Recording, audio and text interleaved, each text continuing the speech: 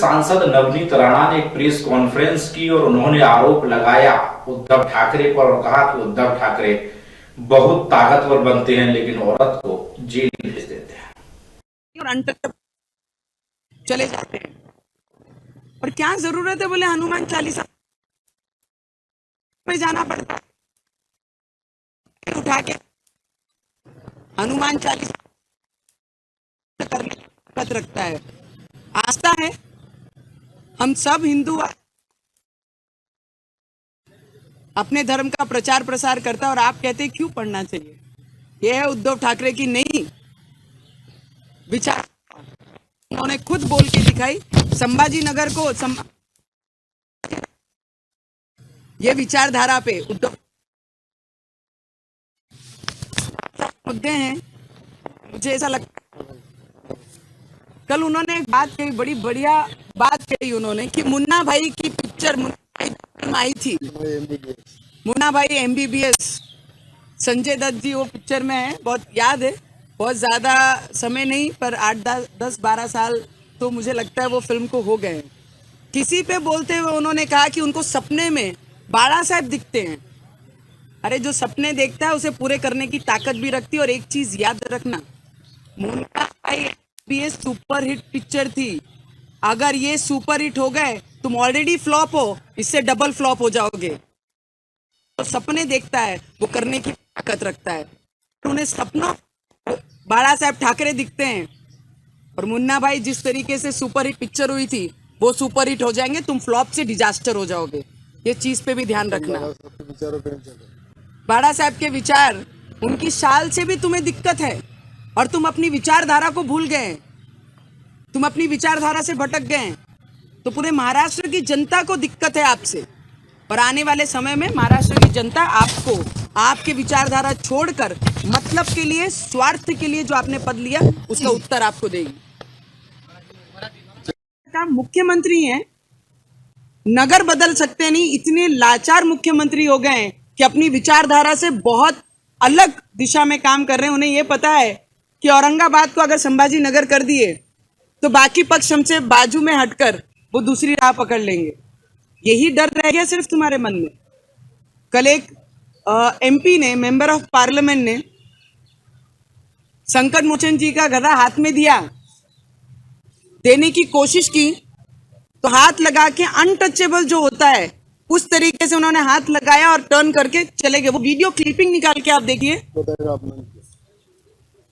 जो शास्त्र लेकर पूरे देश में संकट मोचन जी ने जो हमारे लिए लड़ाई की, वो शस्त्र को हाथ ना लगाते हुए, उसे अवॉइड करते हुए टर्न करके हाथ, कभी भी जब गदा हाथ में देते हैं तो हाथ में लेकर उसका सम्मान किया जाता है और उसके बाद दूसरे के हाथ में सौंपा जाता है। ये हमारी कल्चर है, उसका अपमान ये मुख्यमंत्री ने किया। मुख्यमंत्री बोलते हैं हनुमान चालीसा पढ़ने वाले पता नहीं कहां चले गए, शायद न्यूज पे रहते नहीं है, शायद एक्टिव रहते नहीं है। मैं महाराष्ट्र की बेटी हूं, जैसे तुम सुपुत्र है महाराष्ट्र के, तो मैं भी बेटी हूं। महाराष्ट्र का कोई व्यक्ति भागने वाले में से नहीं है, लड़ने वाले में से। और आप बात करते हैं कि हनुमान चालीसा अगर पढ़ना है तो कश्मीर में जाके हनुमान चालीसा पढ़िए। इससे आपने ये दिखाया है पूरे देश को कि हनुमान चालीसा का विरोध ये मुख्यमंत्री कर रहे हैं। कश्मीर में अगर मैं जाके हनुमान चालीसा पढ़ सकती हूँ तो मैं महाराष्ट्र में हनुमान चालीसा क्यों नहीं पढ़ सकती हूँ? इसका उत्तर उद्धव ठाकरे ने देना चाहिए।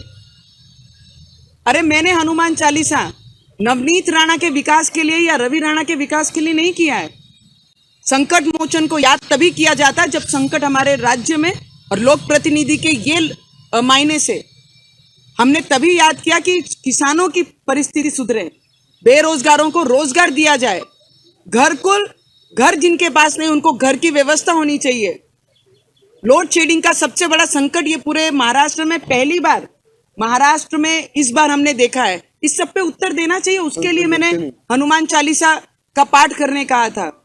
अरे गुंडे साईं, आप तो बोलते हैं कि मैं शब्द बोलना नहीं चाहूंगी, रवि जी आप वो शब्द बोल दीजिए। उन्होंने जो कहा कि हमारे में भी दम है,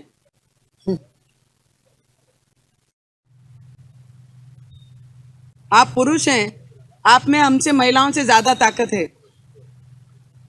उसमें कोई भी शंका नहीं है। पर आपकी ताकत का दुरुपयोग उद्धव ठाकरे ने किया है, सत्ता का दुरुपयोग उद्धव ठाकरे ने किया है। हमारा देश जहां पुरुष महिला के पीछे खड़े रहकर साथ लेकर उन्हें आगे बढ़ाने का काम करती है और उद्धव ठाकरे उनको जेल में डालने का काम महाराष्ट्र में करती है, हनुमान चालीसा के लिए राजद्रोह लगाती है, हेट्रेड के ऑफेंस दाखिल करती है। इस सब पे उत्तर नहीं दिया। और औरंगजेब के कब्र पे जो फूल डालते हैं उस पे एक भी भाषा, एक भी लाइन, एक भी टिप्पणी कल उद्धव ठाकरे जी ने उस पे की नहीं। क्यों नहीं की? उद्धव ठाकरे जो खुद को हिंदुत्ववादी बताते हैं वो आज औरंगजेब की राह पे चलने लगे हैं क्या? औरंगजेब सेना हो गई है क्या शिवसेना? ये प्रश्न है मेरा उद्धव ठाकरे जी को। और अगर बाड़ा साहेब ठाकरे अगर जीवंत रहते थे, हमारे माननीय बाड़ा साहेब स्वर्गवास जो वो रहते थे और अगर कोई औरंगजेब के कब्र पे जाकर फूल चढ़ाता था तो उसी कब्र में उसे गाड़ दिया जाता था महाराष्ट्र में। ये महाराष्ट्र का इतिहास गवाह है। और संभाजी राजा को जो मारता है, हमारे महाराजों को जो अपमान करता है, उनके टुकड़े टुकड़े करता है, ऐसे व्यक्ति के कब्र पे जाकर ये पहली बार इतिहास में हुआ है कि उनकी कब्र पे जाके किसी की इतनी ताकत, वो दूसरे राज्य से आके हमारे राज्य के महाराज जो भगवान के तरीके हम पूछते हैं, उनके कब्र पे जाके, उनके दुश्मन के कब्र पे जाकर उनको हार फूल चढ़ाया जाता है। अफसोस है मुझे ये महाराष्ट्र में कि ऐसे लाचार मुख्यमंत्री हैं जो अपनी विचारधारा के साथ अपने भगवानों को भी भूल गए हैं। और आज मुझे लगता है 10 जनपद की जो मातोश्री है, बाड़ा साहब के विचार कहीं दूर रह गए और 10 जनपद मातोश्री के नाम से और उनकी विचारधारा को लेकर उद्धव ठाकरे चल रहे हैं। आने वाले समय में बहुत सारे चीजें बोली, वो सभा में ना किसी को उत्साह था, ना ही लोगों को, और वो बोलते हैं मुंबई बीएमसी के लिए है ये सभा, और पूरे महाराष्ट्र से लोगों को बुलाया है। पूरे महाराष्ट्र के लोग वो सभा में उपस्थित थे और मैंने तो खुला आह्वान किया था कि या महाराष्ट्र के मुख्यमंत्री ने इलेक्शन लड़ना चाहिए। क्यों नहीं जवाब दिया उन्होंने? महिला पे अत्याचार करना चाहिए तो महिला के सामने लड़ना, क्यों इतना डर है? मैंने तो खुला आह्वान किया है। बाला साहब ने कभी लड़ाई लड़े नहीं, कभी कुर्सी पे बैठे नहीं, हमेशा शिवसेना को बड़ा किया है, हमेशा शिवसेना के कार्यकर्ताओं को बड़ा किया। हमारी कल मुख्यमंत्री महाराष्ट्र के एक सभा अटेंड करते हैं, बोलते हैं ना लाचार मुख्यमंत्री की लाचार सभा थी। बहुत बड़े भाषण दिए गए और उस पे ना ही किसानों की बात की गई, ना ही बेरोजगारी पे बात की गई, और जो लोड शेडिंग पूरे महाराष्ट्र में हर गांव में, हर गली में, हर जगह पे लोड शेडिंग बहुत बड़े प्रॉब्लम संकट में पूरा महाराष्ट्र है। ये खुद डिपार्टमेंट बोलता है और खुद मंत्री बोलते हैं, ना उस पे एक शब्द और एक टिप्पणी की गई। सिर्फ दूसरों के ऊपर बोलने के लिए वो सभा ली गई थी। 2.5 साल मुख्यमंत्री कार्यालय में तो गए नहीं। एक दौरा उनके सुपुत्र ने कल बोला कि मुख्यमंत्री विदर्भ में गए, मराठवाड़ा में गए, एक दौरा एक भी किसान के खेतों में गए हैं क्या? बेरोजगारी के लिए कितनी मीटिंग्स, कितने डिसीजन ये सरकार ने और मुख्यमंत्री ने लिए, उन्होंने बताना चाहिए। और एक वीडियो, मैं ज्यादा वीडियो नहीं मांग रही, विदर्भ में कौन से गांव में, कौन से क्षेत्र में घूमे,